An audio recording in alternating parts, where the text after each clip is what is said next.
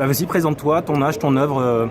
Ah ben alors mon âge, le vrai ou celui que je donne Celui que tu donnes aux filles. je donne aux filles. Ouais. Alors donc j'ai 27 ans. Ah ben alors je m'appelle Jacques Stouvenin, voilà, donc j'ai créé un blog auto il y a 2 ans et demi.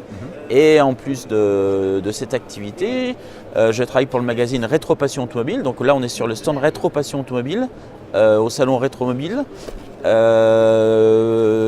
J'écris des articles, je m'occupe du blog également du magazine.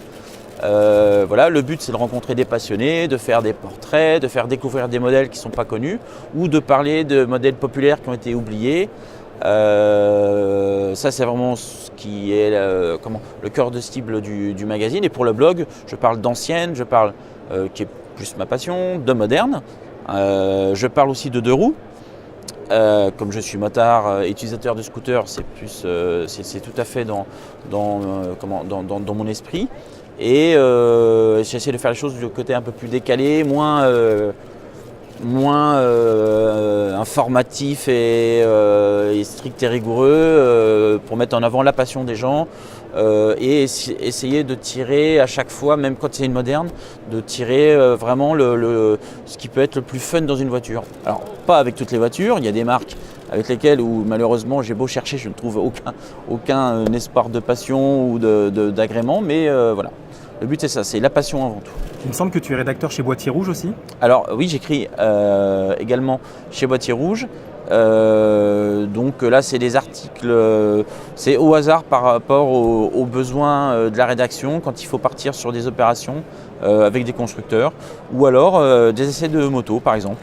Donc moi je suis venu en complément parce que habitant dans la région parisienne, c'est beaucoup plus facile pour moi de me déplacer, d'aller chercher des voitures, enfin des motos sur le parc presse, parce que les parcs presse sont quasiment tous en région parisienne. Voilà. Et un mot sur ce Rétromobile, édition 2018, t'en penses Alors quoi ? l'édition 2018, j'ai pas encore tout vu parce que c'est énorme, mais je dirais que c'est plutôt une bonne année. Il y a des superbes expos. Notamment l'expo à Barthes. Il y a un plateau Ferrari avec des 250 châssis courts, des Lusso qui est époustouflant. Quand on aime la Lusso, c'est époustouflant. Et puis les marchands sont encore allés un peu plus loin. C'est-à-dire qu'ils proposent encore des modèles exceptionnels. Le bémol, c'est que les prix sont à chaque année encore plus délirants. Mais par contre le plateau, voilà, quand on est amateur, voilà. C'est vrai que pour le plaisir des yeux, il y a des choses vraiment très belles. Il y a beaucoup de belles mises en scène aussi. Il y a les centres qui ont fait vraiment un effort sur la mise en scène, qui ont espacé les voitures, donc on peut faire un peu plus de photos, de vidéos facilement. Ça c'est important. Un dernier mot sur cette Maurice, l'ancêtre de la Mini. Alors cette Maurice Minor, qui n'est pas l'ancêtre, hein, c'était vraiment dans la gamme, parce que c'est plus gros. Alors, elle est vendue par des amis, Eleven Cars.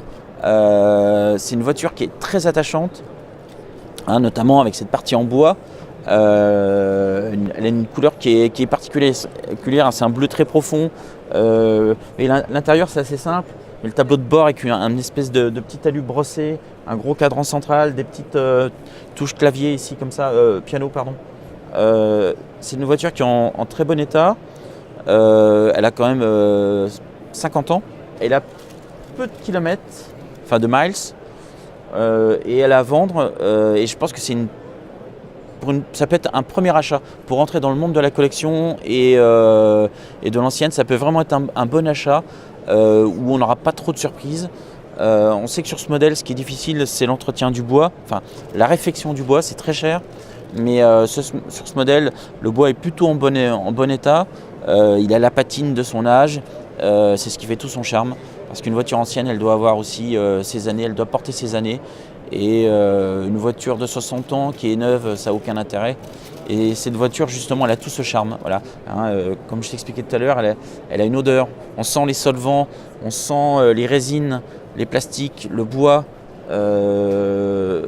Il y a une odeur dans cette voiture et vraiment c'est tout un ensemble d'émotions quand on voit cette voiture qui a une bouille très sympathique. Et ben longue vie à Rétro Passion. Longue vie à Rétro Passion Automobile.